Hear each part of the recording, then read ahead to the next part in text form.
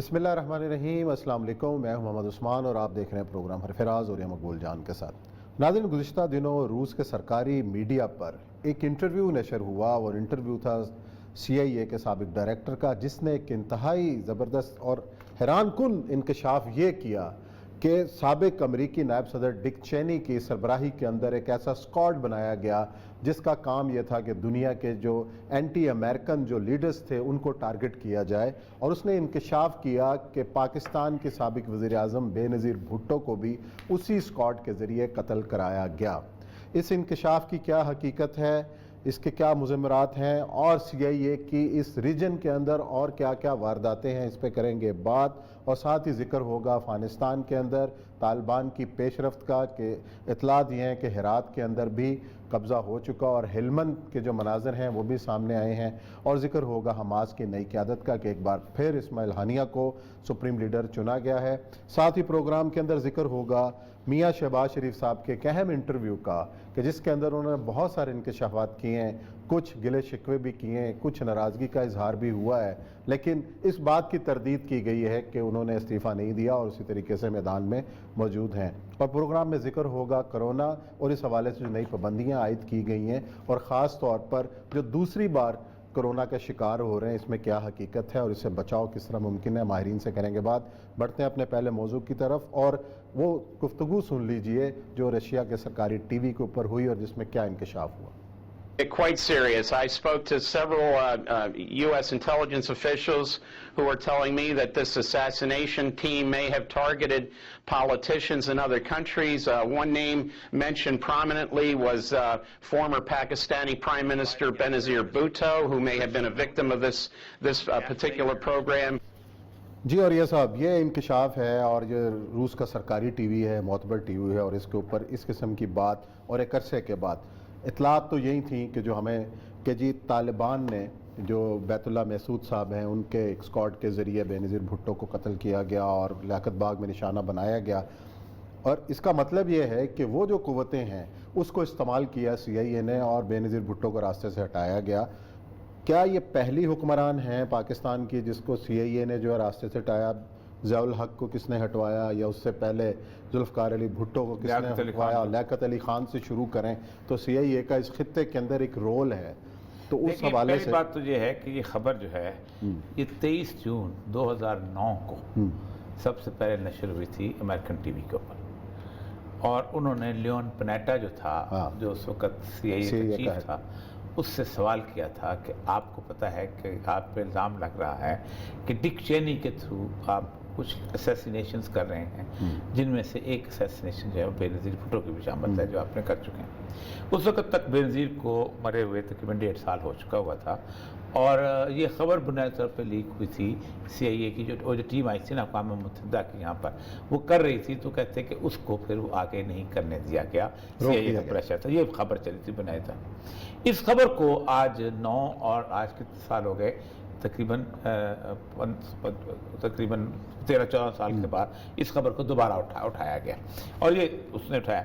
उसकी एक वजह है उस्मान साहब, उसकी वजह यह है कि आप इस पूरे रीजन के अंदर जो सिचुएशन बदल रही है जिसके बारे में हमें बिल्कुल इदराक नहीं है।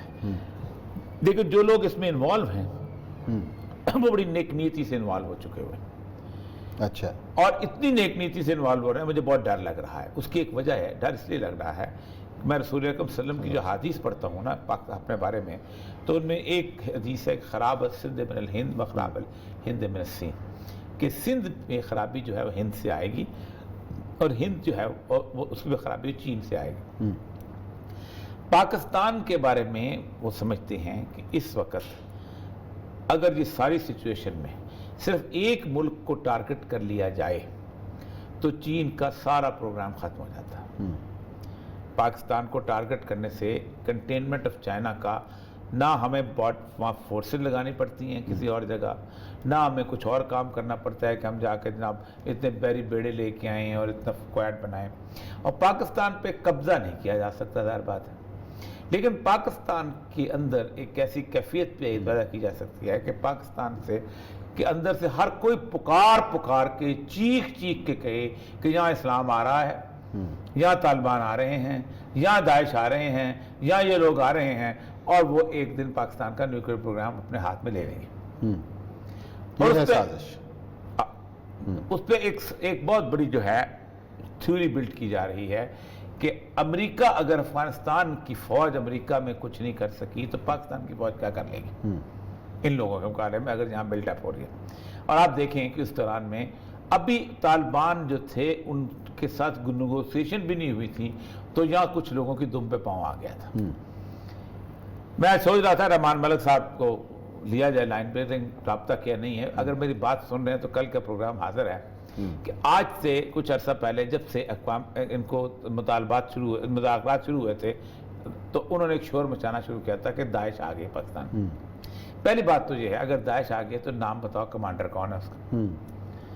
جب داعش قائم ہوئی تھی تو پہلے دن عبدالبر بغدادی سامنے آ گیا تھا اور مسجد میں اس کو خطبہ آیا تھا، اس نے قائم کر دی. کون ہے تب کمانڈر؟ خود رحمان ملک صاحب تو نہیں ہے کہ داعش کے کمانڈر. ٹھیک، ان کا نیٹ ورک کہاں پر بیٹھا ہے؟ دنیا پوری میں کچھ پتہ تو چلے نا. بلوچستان کا چپا چپا میں جانتا ہوں، مجھے پتا کہاں داعش بیٹھی ہوئی. جس جگہ کی بات کرتے ہیں وہ مجھے آپ کو یاد ہوگا کہ ہمارے ہاں وہ آئے تھے جو chief minister, x chief minister اور اسد علی ثانی. ہم نے کہا جی سپلی جی کا ایریا کہا جاتا ہے، آپ کو پتہ ہے سپلی جی؟ تو انہوں نے ہمارے سامنے کہا وہاں عبدالنبی بنگل سے بیٹھا، وہاں تو کوئی اور نہیں ہے. اور جس قسم کے حالات. پھر ایک اور کہا جا رہا ہے کہ ٹی ٹی پی جو ہے وہ آ جائے گی. اب نور اللہ انٹرویو کرایا گیا. یہ ایک عثمان صاحب پاکستان کے اس وقت 80 چینل ہیں، 88. پاکستان کے کسی چینل کے اندر یہ خطرہ کو بیان ہو رہا ہے کہ یہ کیا بن رہا ہے اس ملکوں کے ساتھ. آپ جو وہاں بیٹھے. اب پھر سب سے بڑی بات یہ ہے کہ چائنا جو ہے وہ سب سے بڑا اس وقت اس مسئلے میں بہت کھڑا ہوا ہے کہ یہ معاملہ پاکستان میں نہیں اٹھنا چاہیے. آپ دیکھیں کہ طالبان کے جتنے بھی معاہدے ہوئے تھے اس کے اندر امریکہ کے اندر استعمال یہ ذکر کہیں نہیں تھا ترکمانستان کو آپ سپورٹ نہیں کریں گے. یہ میں بڑا اس کا کیچ دیکھیں کیونکہ ترکمانستان کی جو موومنٹ ہے اس کو کون سپورٹ کر رہا ہے؟ طیب اردگان سپورٹ کر رہا ہے وایا امریکہ، یا امریکہ کر رہا ہے وایا طیب اردگان یا باقی لوگ. تو طالبان نے خاص طور پہ چین نے کہا اور طالبان نے خاص طور پہ ایشورنس تھی. یہ بیسیکلی اس کا ضمیمہ ہے طالبان کے امریکہ کے معاہدے کا. اور یہ امریکہ جو ہے اس وقت گھبرا گیا کہ یہ کیا ہو گیا. ہم تو چاہ رہے تھے کہ طالبان کی ایک فورس یہاں بلڈ کریں گے، بیچ میں پاکستان میں کچھ شرلے آئیں گے، پاکستان والوں کو کہیں گے تم اب جدھر جہاد لڑاؤ، اب چینیوں کو مسلمان کرو اور چینیوں کو یہ کرو. یہ جو معاملہ ہے اور اس میں طالبان بڑے سینسٹیو ہے. اب دیکھیں سب سے اہم بات جو ہم لوگ یہاں باتیں کرتے تھے کہ طالبان جو ہیں ان کے خلاف محاذ بن جائے گا تاجکستان کا، ازبکستان کا، کرغزستان کا، قزاقستان کا. صحیح ہے. آپ دیکھیں دو بنیادی شہر ہیں بڑے ایران بارڈر کے، ایک ہیلمند کا علاقہ لشکر کا جو ہے اور ایک ہرات جہاں سے اسلام قلعہ والا راستہ ہے. یہ دونوں سب سے پہلے طالبان کے ہاتھ آئے ہیں. اگر ایران طالبان کے مخالف چل رہا ہوتا یہ نہ آتے، لڑائی لمبی ہو جاتی یہاں پہ، بہت لمبی ہو جاتی تھی. ہرات میں تو بہت لمبی، ہیلمند میں تو، اور ہیلمند تو آپ عثمان صاحب گئے پاکستان میں آپ جا کے دیکھ لیں. لشکر کا مسئلہ ایسا ہے کہ آپ یہاں پر کھڑے ہیں اور آپ نا شیخو پر تو آپ کو ریت ہی ریت ہے، بیچ میں چند شہر ہیں، چند گاؤں، چند گھر ہیں. اس گھر کے اندر لشکر کا چھوٹی سی جگہ ہے. اور لیکن چونکہ وہاں ہیلمند ریور گزرتا ہے تو وہاں کتنی آسانی سے آپ کو کنٹرول کیا جا سکتا ہے، کتنی آسانی. وہ لشکر گاہ میں بھی چلے گئے ہیرات. یہ تو پورا سب سے امپورٹنٹ جو بات ہے، جو افغان قیادت اس وقت بیٹھی ہے اس کے انٹرنیشنل میڈیا کو انٹرویو دیکھیں، اپنے ہر انٹرویو کے اندر وہ پاکستان کے اوپر الزام لگا رہے ہیں. افغانستان میں جو کچھ ہو رہا ہے یہ طالبان کو سپورٹ ہی پاکستان. یعنی آپ اندازہ کریں کہ 20 سال امریکہ لڑتا رہا ہے اور پاکستان کی آئی سے شکست کھا گیا، پاکستان کی فوج سے شکست کھا گیا. اچھا یہ اس سارے کے سارا یہ سینیریو ہے. پھر یہ جو دو بارڈر کراسنگ اور وہاں کے اوپر کے ہیں اس کے بھی اس میں بھی جو تاجکستان کا اور ازبکستان کا وہاں. اصل مسئلہ یہ ہے کہ یہاں پر India is very much actor. 2 دن پہلے میرا ایک انڈین ٹی وی پہ وہ تھا، ایک بی کے شرما صاحب ہیں وہاں پر جرنیل ہیں. انہوں نے انڈیا پاکستان کا ایک جوائنٹ تھنک ٹینک ہوتا تھا. اچھا. اس جوائنٹ تھنک ٹینک کے اوپر جو ہے انہوں نے اس کے سربراہ اور بہت بڑا تھنک ٹینک ہے، اس میں پاکستان کی رپورٹس بھی کچھ آئی ہیں. وہ ان کے مین سینٹرل ایشیا کے اسپیشل انوائے ہوئے. میں نے ان سے گفتگو کی ٹی وی پہ آن ایئر، سب کو ایرون شو ہے اس کے اندر، تو مجھے اندازہ ہوا کہ ان کو افغانستان کی سچویشن کا بالکل اندازہ نہیں، لیکن پاکستان کی باٹل نیکس کا اندازہ ہے۔ وہ کہتے یہ ہیں کہ پاکستان کے اندر طالبان اور پشتون اتحاد موومنٹ جو ہے، پشتین جو ہے یہ اکٹھی ہو رہی ہے۔ اب یہ بیسیکل پلان تھا ان کا، یہ اکٹھی ہو رہی ہے اور یہاں جا کر بلڈ کرے گی اور سب کچھ ہو جائے گا، اور یہ اکٹھے جا کے پاکستان کا، اور یہ ان کے پاکستان کے لیے بڑا مسئلہ ہے۔ میں نے کہا مجھے بتائیے کہاں اکٹھی ہوں گی، کس جگہ پہ ہوں گی، کیا ان کے آپس میں نظریات کس قسم کے ہیں، وہ بالکل اور طرح کا یہ بالکل اور طرح کے۔ پھر اس کو یہ بھی نہیں پتا تھا کہ افغانستان میں اشرف غنی کی فوج جو ہے وہ نہیں لڑ سکتی۔ عثمان صاحب $5,000 کیا $15,000 بھی لے جائے نا تو آپ نہیں مرتے۔ یہ بیچارے اسماعیل خان کی ذاتی بیسیکلی، کیونکہ وہ بیسیکلی مطلب افغانستان کو کوئی نہیں سمجھتا جب تک آپ افغانستان کے اندر نہ رہے ہوں۔ افغانستان کا جو قبائلی سسٹم ہے نا جی، افغانستان کا سسٹم، یہ ان کا بہت حاوی سسٹم ہے۔ اس کے لیے وہ اگر جان نہ دے نا تو اس کا مطلب یہ ہے کہ آئندہ آنے والے ان کو تو رشتے کو نہیں دے گا، اس حد تک وہ اور دوسری بات یہ ہے کہ ان کی پناہ، ان کی آخری پناہ وہی ہے ان کا۔ اچھا جی، ایک اور امپورٹنٹ جو اپڈیٹ ہے وہ ہے جی حماس نے 4 سال کے لیے اسماعیل ہانیہ کو اپنا پھر لیڈر مقرر کیا ہے، اور اسماعیل ہانیہ قطر میں ہے میرا خیال، آج کل دوحہ میں وہ رہ رہے ہیں، اور ان کے گھر میں جو پچھلی دفعہ غزہ میں بمباری ہوئی کئی بار نشانہ بنایا گیا، تو ایک چہرہ ہے حماس ریزسٹنس کا اور سارا اس کا، تو کتنی بڑی جو ہے اس وقت دیکھیں بڑی تکلیف سے کہنا پڑتا ہے صرف ایک ہی چہرہ رہ گیا ریزسٹنس کا۔ کبھی ہم سمجھ دیتے ہیں کہ حزب اللہ بھی ہے، لیکن جو اب لبنان کا حال انہوں نے کیا ہے، لبنان بینک راپٹ کمپنی ختم مکمل طور پہ، یہ کبھی لبنان جو تھا ان کا ٹھکانہ ہوتا تھا خالد مشعل اور ان کا، ان سب کا دمشق ہے، لبنان ہے، لبنان تھا، خالد مشعل رہے دمشق میں رہے، پھر وہ لیکن اب ختم ہو گئے۔ اب دیکھیں قطر جو ہے نا، قطر کو اب یہ مت سمجھیں کہ قطر بنیادی طور پر آپ کو زیادہ ساتھ دے، قطر کو لیوریج دی ہوئی ہے انہوں نے کہ ہم پتہ نہیں بڑی چیز ہیں، ورنہ جس دن الجزیرہ انہوں نے خریدنا تھا انہوں نے آدھا گھنٹہ لگایا تھا، وہ جو روپرٹ مرڈاک اٹھا تھا وہاں سے نیوزی لینڈ سے، اور اس نے آ کے جناب 4 جیوز کو اٹھایا تھا، 2 آسٹریلین جیوز سے کچھ، اور سب پورا الجزیرہ خرید کے اڑا دیا۔ الجزیرہ کو اس لیے رکھا ہوا ہے جس سے پاکستان میں نا سارے سیکولر نے اور یہ مقبول جان کو رکھا ہوا ہے کہ چلو بول رہا ہے، بولنے دو، وہی الجزیرہ بھی یہی ہے کہ یار کوئی آواز آ رہی ہے ورنہ لوگ کہیں سے تو کچھ آ رہی ہے، آپ کو ادر سائڈ تو نظر آ جاتی ہے، محنت کرتے ہیں بہت سب کچھ ہے۔ چلیں جی بریک کا وقت ہے، بریک لیتے ہیں، بریک کے بعد آئیں گے اور اہم انٹرویو جو شہباز شریف صاحب نے دیا میڈیا کو اس کے نکات پر کریں گے بات۔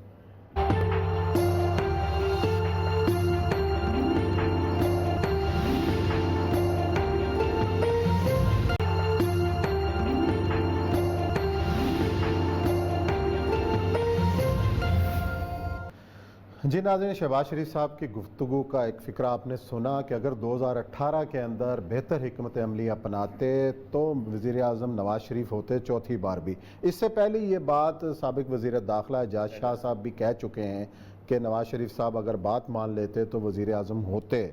تو یہ جو انکشاف ہے، یہ جو بات ہے، اس کا مطلب یہ ہے کہ جب 2018 کی انتخابی حکمت عملی ترتیب دی جا رہی تھی تو شاید شہباز شریف صاحب آن بورڈ نہیں تھے۔ اس انٹرویو سے تو یہ لگتا ہے یا بڑے بھائی صاحب نے چھوٹے بھائی جان کا جو ہے وہ کہنا نہیں مانا، اور یہ تو ہمیشہ سے مفاہمت کی طرف رہے ہیں اور وہ مزاحمت کا استعارہ رہے ہیں، اور مفاہمت اور مزاحمت میں پھنسی نون لیگ میں سے کبھی نون لیگ نکل رہی ہے، کبھی میم لیگ، آج تو شین کی بجائے میم کا بھی نام آ گیا۔ میں اس بات کو آج میم کا نام آ گیا، میں اس بات کو مطلب یقین نہیں کرتا ہوں کہ یہ دونوں کو اس طرح کے مختلف چیزیں۔ شہباز شریف صاحب سے زیادہ نواز شریف صاحب پرو اسٹیبلشمنٹ رہے ہیں، یہ تو ان کے اختلافات مزاج کی صورتحال ایسی ہے وہ ہے، لیکن ان کے جو اندرونی حلقے والے کہتے ہیں کہ نہیں ایسی بات نہیں ہے، دونوں بہت اب کلوز ہیں، سب کچھ ہے، ایک دوسرے کو جانتے ہیں، سب کچھ ان مفادات ایک ہیں، سارا کچھ، اور پھر والد نے جس طریقے سے ان کو پالا ہوا تھا سر، اور یہ بھی چونچا بالکل نہیں کرتے تھے، لیکن اب کچھ لگتا ہے کہ چیزیں مختلف ہو گئی۔ جو اللہ نے ایک بڑا پکا فیصلہ کیا نا، وہ ہے انما اموالکم واولادکم فتنہ، تمہارے لیے اللہ نے 2 فتنے پیدا کیے، ایک تمہارا مال اور ایک تمہاری اولاد۔ اچھا، اور اولاد جو ہے نا اس کے معاملے کے اندر یہ انہوں نے ایک دفعہ کہا بھی، ابھی 2 دن پہلے کسی صاحب سے کہا ہے کہ میں ایک بچی سے ہار گیا ہوں۔ اچھا، میں مریم سے ہار گیا، دیکھیں نا وہ آج بھی ان کے الزام سب سے بڑا یہ ہے کہ اگر حمزہ شہباز جو ہے کم از کم لاہور کی حد پہ نکلتا تو پورا آزاد کشمیر کا الیکشن ہار جاتے، لیکن لاہور کی کشمیریوں کی سیٹ نہ ہارتے۔ وہ ہارنا تو بالکل ایسے ہے نا، کہیں نہیں نکلے، نہ خود نکلے نہ حمزہ نکلا، خود ان کا شیڈول بھی تھا، سب کچھ تھا، لیکن یہ ہے کہ اس سے آزاد کشمیر کی جو ان کی بیانیاں اور سارا، لیکن وہ کہتے یہ ہیں اس کے باقی جو لائلسٹ ہیں نبی مریم کے، کہ پالیٹکس یہی ہے جو وہ کر رہے ہیں، جس نے زندہ رہنا ہے، جس نے آگے جانا ہے۔ آپ کی پارٹی جو ہے وہ کوئی اور کسی وقت بھی آگے ہائی جیک کر کے لے جائے گا۔ شہباز شریف کی جگہ کوئی اور آ گیا، پارٹی تو ایسی ہے تو اس طرح کی تو پھر، لیکن ایک چیز تو طے ہو گئی نا کہ اگر شہباز شریف صاحب یا حمزہ نہیں نکلے الیکشن مہم پر تو نتائج سب نے دیکھ لیے۔ اس کی عثمان صاحب ایک وجہ ہے، اگر آپ یہ سمجھتے ہیں کہ پاکستان میں یا دنیا بھوری میں کہیں پاپولر ووٹ ہوتا ہے تو یہ بڑی چھوٹی سی تعداد میں ہوتا ہے، باقی پاکٹس ہوتی ہیں، اور ان پاکٹس کو آپ نے بہت عرصے سے کام کیا ہوتا ہے، بنایا ہوتا ہے، گروپس ہوتے ہیں۔ اب کھوکھروں کے علاقے میں آپ کیوں پاپولر ووٹ کرتے ہیں؟ نہیں، اس لیے کرتے ہیں کہ بڑے احسان نہیں ساڑھے تھے، میاں صاحب سے بڑے احسان ہیں، میرے تو 4 پشتہ نہیں بھول سکتی ہیں، یہ 4 پشتے جو نہیں بھول سکتی یہ ووٹ ہوتا ہے، اور یہ اسی ووٹ کے اوپر وہ چلتے ہیں گوال منڈی میں، باقی جگہوں پر۔ تو ہمارے ایک دوست ہیں، انہوں نے نئی مسلم لیگ جو بنا دی ہے، ہمارے دوست ہیں کالمسٹ۔ اچھا، پہلے کارگل کے حوالے سے بھی گفتگو کی ہے شہباز شریف صاحب نے، کارگل میں جو الزامات لگتے رہے کہ جی جو جیتی ہوئی جنگ نواز شریف صاحب ہار آئے، اس حوالے سے شہباز شریف صاحب نے کیا کہا، اس کو بھی ذرا سن لیں۔ جی، کارگل پہ وزیر اعظم صاحب نواز شریف صاحب نے اپنی قربانی پیش کی، اور ظاہر ہے پاکستان کو تو بچا لیا۔ 2-3 لوگوں، ایک شہباز شریف صاحب نے بیان دے دیا، ایک اس میں بل کلنٹن کی اپنی پوری کی پوری سٹوری ہے، جو اس کی تقریر بھی ہے، اس کی ریٹن اس میں بھی اندر ہے، کہ جس وقت نواز شریف صاحب میرے پاس آئے ہیں تو یہ اپنی فیملی کے ساتھ آئے، اور نے کہا کہ میں اس لیے آ گیا ہوں، اور بل کلنٹن اس وقت کیمپ ڈیوڈ میں تھا۔ 4 جولائی جو ہے 4 جولائی جو ہے نیشنل ڈے ہے، جیسے ہمارا 14 اگست ہے، انہوں نے الاؤ کیا تھا کہ 4 جولائی کو، اور وہ ساتھ وہ سارے کے سارے اکٹھے آئے تھے کہ یہ مجھے مار دیں گے، میں اس لیے اپنی فیملی ساتھ لے کے آیا ہوں۔ تو کہتا کہ میں نے جب یہ بات شروع ہوئی تو میں نے انشور کیا کہ میں آپ کو موت کے منہ سے نکالوں گا، اور میں انشور کروں گا، اور ہی از آن دا ریکارڈ اپنی تقریر کے اندر کہ پھر میں نے اس کو لیبنان سے سعد کو بھیجا تھا، اور وہاں سے بھیجا تھا کہ جاؤ جا کے اس کو بچا کے لاؤ۔ تو یہ تو بل کلنٹن وہ کہہ رہا ہے سٹوری۔ عابدہ حسین نے کہا تھا کہ مشرف کو لے کے جاؤ۔ اصل مسئلہ یہ ہے کہ کارگل جب تک ایک ٹیپ جو تھی نا وہ باہر نہیں آئی تھی مشرف کی چائنا سے وہاں تک، اس وقت تک سارے خوش تھے، سارے رہتے ہم مارکا تر کر رہے ہیں، اور وہ جو ٹیپ آئی تھی نا جس میں اس نے کہا کہ کیا حالات ہیں، تو اس نے کہا کہ ہم یہاں تو ٹھیک ہیں، پنڈی والوں کے، اسلام آباد والوں کی ٹانگیں کانپ رہی ہیں، یہ فکر تھا۔ اس زمانے میں 3 دفعہ برجیش مشرا جو ہے وہ یہاں آ کے ملاقات کر کے جا چکا تھا، جس کو پھر انہوں نے غائب کر دیا تھا۔ تو یہ اتنا بڑا ایشو ہے، یا تو اس پہ کروائیں کوئی بہت بڑی قسم کی ڈیبیٹ، پبلک ڈیبیٹ ہونی چاہیے، پبلک ڈیبیٹ نہ بھی ہو تو بہت بڑی انکوائری ہونی چاہیے کہ یار ایکچوئل میں۔ جاوید حسن صاحب ہمارے یہاں ہوتے تھے، پھر جلال عزیز سے میں پوری کی پوری انٹرویو لیا ہوا ہے اس کے اوپر سارا، یہ تو ایشو ہے۔ لیکن اصل مسئلہ یہ ہے کہ ہمارا جو موضوع تھا کہ جو وہ ہمارے دوست نے انہوں نے کہا کہ جی ہے لائن پہ جی اشرف صاحب نہیں ہے جی، چلیں بہرحال انہوں نے لکھا ہے، انہوں نے کالم لکھا ہے کہ جی یہ گروپ علیحدہ بن رہا ہے، اچھا، اور اس گروپ، اچھا اب شین نہیں بن رہا، اب نون بن رہا ہے، وہ میم بن رہا ہے۔ انہوں نے کہا کہ اصل ایشو بنائے گا جو تیاری ہوئی ہے کہ مسلم لیگ کی روایت میں نہیں ہے کہ عورت کی قیادت جو ہے اس کو مانا جائے۔ اچھا، یہ ہماری ٹریڈیشن، ہم ٹریڈیشنل لوگ، اس کا مطلب ان کا کہنا یہ ہے کہ مریم کے خلاف بغاوت ہو رہی ہے، مریم کے خلاف۔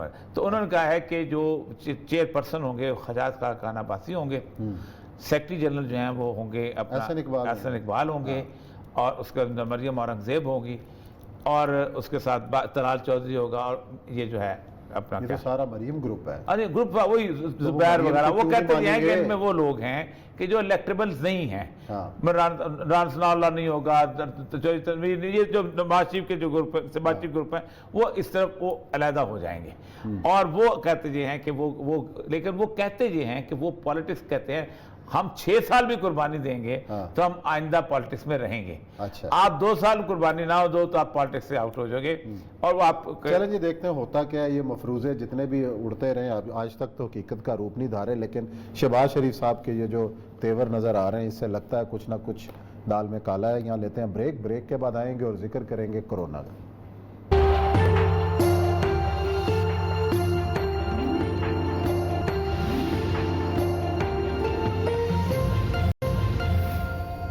جی ناظرین، بریک کے بعد آپ کو خوش آمدید کہتے ہیں. ملک میں جاری کورونا کی چوتھی لہر جو ہے وہ خطرناک ہوتی چلی جا رہی ہے. سندھ کے اندر پابندیاں ہیں اور آج NCOC نے پورے ملک کے اندر نئی پابندیوں کا اعلان کیا ہے. کاروبار جو ہے وہ 8 بجے بند کرنے اور ہفتے میں 2 دن کاروبار بند رکھنے کا اعلان کیا گیا ہے. اسی طریقے سے ریسٹورنٹس کے اندر جو ہے وہ انڈور جو ڈائننگ ہے وہ بھی ممنوع قرار پائی ہے. تو یہ جو ویریئنٹ ہے اور اس کی جو خوفناک بات یہ ہے کہ جو پہلے کورونا کا شکار ہو چکے ہیں لوگ، ان کو دوسری بار بھی اس بات کا شکار ہو رہے ہیں. مثلا جو ہمارے پولیٹیشین احسن اقبال صاحب پہلے شکار ہوئے، وہ ایک بار پھر کورونا ان کو ہوا. مریم نواز صاحبہ کو پہلے ہو چکا، ان کو پھر ہوا. تو اور یہ سب کتنی ایک قسم ہے جو کہا جا رہا ہے کہ تیزی سے پھیلتی ہے، جو انڈین ویریئنٹ ہے یہ جو کورونا کا. اور اسی حساب سے اس کو دیکھتے ہوئے ہمیں اور زیادہ سٹرکٹ ہونے کی ضرورت ہے. ہم اور زیادہ سست ہوتے چلے جا رہے ہیں اور لاپرواہ ہو رہے ہیں اس حوالے سے. دیکھیے، تو ہم نے بہت تفصیل سے اس کے اوپر ایک تو ڈاکٹروں سے بات ہوئی ہے، باقی بھی کہ جو وائرس ہے یہ ایسا فنامنا ہے اللہ تبارک و تعالیٰ کا کہ جس کو ابھی تک سائنس جو ہے کسی طور پر نہ ایکسپلور کر چکی ہے، نہ اس کو کوئی علاج نکال سکی ہے، نہ کوئی ایک ویکسین ہے. وہ ویکسین بھی ایک بیسیکلی ایک مصنوعی سا وائرس ہے جو جسم میں ڈالا جاتا ہے اور وہ اس کے ساتھ آپ کا امیونٹی سسٹم لڑنا شروع ہو جاتا ہے، تو مسئلہ کو بچت ہو جاتی ہے. اصل مسئلہ یہ ہے کہ جو ابھی دوبارہ وائرس آیا ہے، اس وائرس میں کرتا یہ وائرس کو پتہ چل جاتا ہے اور وہ فوراً اپنی شکل بدل دیتا ہے. اب شکل بدلتا ہے تو کچھ دیر کے تو امیونٹی سسٹم گھبرا جاتا ہے کہ یہ کیا چیز آ گئی، لیکن لڑنا تو شروع کرتا ہے. اس لیے یہ تو بات غلط ہے کہ ویکسین جو ہے وہ افیکٹو نہیں ہوگی. لیکن یہ کہا جا رہا ہے، ابھی ڈاکٹر صاحب سے پوچھیں گے، ڈاکٹر جوید اکرم صاحب نے ہمیں جوائن کیا ہے، ان سے پوچھتے ہیں کہ بھی اس وائرس سے لڑنے کا جو طریقہ کار ہے، کس طریقے سے جو آپ کو ویکسین ایک دفعہ لگ جاتی ہے اس کے بعد اس بات کے کتنے امکانات ہیں کہ وہ وائرس جو ہے وہ کتنا کم نقصان آپ کو پہنچائے گا. تو یہ ان سے پوچھتے ہیں جی ڈاکٹر صاحب ہمارے ساتھ لائن پہ. اچھا، میرے خیال کچھ کنیکٹیوٹی نہیں ہو پا رہی ڈاکٹر صاحب سے، لیکن بہرحال جو نئے جو اقدامات کی. اچھا، وہ ہوتا یہ ہے کہ کوئی نہ کوئی تو ویسے بھی دیکھیں بات یہ ہے کہ مسئلہ یہ ہوتا ہے کہ جو وائرس ڈالا جاتا ہے زیادہ تعداد، کیونکہ زیادہ تعداد میں آپ نوٹس کرتے ہیں. لیکن عموماً جو وائرس ہم کو لگتا ہے وہ یہ ہے کہ اتنا سا مائکروسکوپ میں بھی دیکھ سکتے ہیں اس کو، وہ ہوتا ہے تو پتہ نہیں چلتا پورے باڈی. اتنی جتنے میں پتہ چلتا ہے اتنے میں وہ اپنا کام کر چکا ہوتا ہے اور بہت زیادہ حصے پہ ڈیمیج کر چکا ہوتا ہے. اسی لیے کہا جاتا ہے کہ جس چیز پہ وہ اٹیک کرے، جو سمٹمز ہو، آپ زکام ہے تو زکام کی دوا دے دی جائے، پیٹ خراب ہے تو پیٹ خراب کی سمٹمز کو علاج کیا جائے تاکہ اس کو دبایا جائے. اصل سر صورتحال عثمان صاحب یہ ہے کہ دس از سم تھنگ جو کہ بالکل انسانی عقل و شعور اور ادراک سے باہر والی چیز بن چکی ہوئی ہے. جن ملکوں نے بھی اس پہ قابو پانے کی کوشش کی ہے وہ بھی آخر تڑپ کے باہر نکل آئے ہیں. اور انگلینڈ کے اندر دیکھیں کیا صورتحال ہے، کوئی انہوں نے وہ جسے کہتے ہیں کہ فائنل گو نہیں دیا لیکن چیزیں باہر آ گئی ہیں. اٹلی میں اس طرح کی صورتحال ہو رہی ہے، ذرا برداشت کتنی دیر لوگ باندھ رہے ہیں، اس کی وجہ ہے کتنی دیر تک، اور حکومتوں کی بھی جو برداشت ہے کتنی دیر گھر بٹھا کے پیسے. وہ کہتے ہیں کہ ظاہر بات ہے، کہتے ہیں کہ ٹھیک ہے موت تو پھر ایک دن آنی ہے تو ٹھیک ہے، لیکن وہ موت کا مسئلہ یہ ہے کہ اس موت کے ساتھ سب سے بڑی جاتی ہے کہ ایک کم از کم آپ کو یہ تسلی ہوتی ہے کہ میں نے اپنا علاج کرا لیا. تو اگر آپ پر علاج کی سہولیات بھی موجود نہیں ہیں، آپ دیکھیں نا جس شروع کا نیو یارک دیکھیں نا کہ پورے پائلز کی کافنز کی پڑی ہوئی ہیں اور آپ اپنے پیاروں کو دفن بھی نہیں کر رہے، تو وہ سارے کے سارے اٹھا کے لے کے جا رہے ہیں. پھر ملان کا دیکھ لیں کیا صورتحال ہوئی، اٹلی کا جو تھا جو شروع میں جب ہوا ہے، انگلینڈ کا ایون خود انگلینڈ. انڈیا کو کہتے ہیں کہ انڈیا سب سے زیادہ اس وقت اپنی بات چھپا رہا ہے. بنگلہ دیش دیکھیں، بنگلہ دیش کس بری حالت میں چلا گیا ہے اس وقت کہ بنگلہ دیش کے اندر ان کی بالکل ٹوٹل اکانومی جو شاید کولیپس کرتی چلی. جن ملکوں کے اندر سہولیات نہیں ہیں، ڈاکٹرز نہیں ہیں، کیونکہ تکلیف دہ تو ہے نا، آپ آکسیجنیشن کو سمپل ترس رہے ہوں اور آپ کو سانس نہ آ رہی ہو اور آپ کے پاس وینٹیلیٹر موجود نہ ہو تو آپ کتنی تکلیف میں ہوں. لیکن ہمارے یہاں تو اور یہ سب المیہ یہ بھی ہے نا کہ ہم کرونا کے اوپر بھی سیاست کر رہے ہیں. یہ بڑی تکلیف دہ چیز ہے. ہم نے اس دن بھی کہا تھا کہ بہت تکلیف دہ چیز ہے کہ آپ، ہم نے کہا تو کامیاب ہوئے. میں نے ابزار دفعہ کہا خان صاحب آپ کی وجہ سے کامیاب نہیں ہوئے. یہ اللہ تبارک و تعالیٰ نے آپ کی طرف اس طرح کے حالات خراب کیے ہی نہیں ہیں، ورنہ کبھی آپ کے حالات اللہ تبارک و تعالیٰ نے خراب کیے ہوتے تو آپ کی چیخیں نکل جاتی. جتنے آپ ریلیکس تھے، جتنا کچھ، خان صاحب کو تو کچھ پتہ نہیں چلتا تھا. وہ کہتے کہ اگر ہم نے یہ کر دیا تو لوگ آئیں گے اور لوٹ مار کریں گے اور پتہ نہیں کیا کریں گے. آپ کو یاد ہے، اور ان کے ہوتے شروع بھی ہو گئے تھے ان کی اس جسے کہتے ہیں سینیریو کے اوپر، تو ان کو تو بالکل کچھ پتہ نہیں. اللہ تبارک تعالیٰ کا کرم ہے اس ملک کے اوپر، پتہ نہیں کس کس کی دعائیں ہیں، کس کس اچھا کی ڈاکٹر جاوید اکرم صاحب نے ہمیں جوائن کیا، ان سے ایک چھوٹا سا رائے لے لیتے ہیں. ڈاکٹر صاحب سوال جو ہے وہ یہ ہے کہ جو لوگ کرونا کی ویکسین کرا لیتے ہیں، کیا ان کو اگر پہلے ہی شکار ہو چکے ہیں کرونا کا، دوسری بار بھی وہ اس کا شکار ہو سکتے ہیں؟ نہیں جی ڈاکٹر صاحب آواز آ رہی ہے آپ کو؟ جی جی ڈاکٹر صاحب میرا خیال ہے کہ آڈیو کا ایشو ہے، ڈاکٹر صاحب سے بدقسمتی سے ہمارا رابطہ ممکن نہیں ہو پا رہا. پھر کل کسی وقت ان کو دوبارہ تکلیف دیں گے اور تفصیل سے پوچھیں گے اس حوالے سے، لیکن پروگرام کا وقت یہیں ختم ہوتا ہے. اسی نوٹ کے ساتھ ہم کل پھر آپ کی خدمت میں حاضر ہوں گے نئے موضوعات کے ساتھ. اپنا خیال رکھیے گا. اللہ حافظ.